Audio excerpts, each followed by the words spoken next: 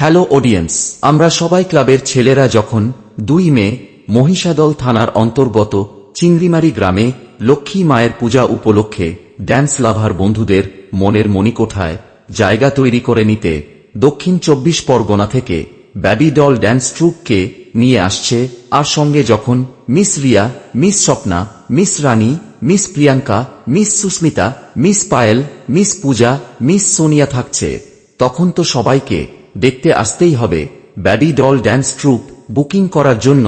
যোগাযোগ করুন সোহম কুমার 8293779407।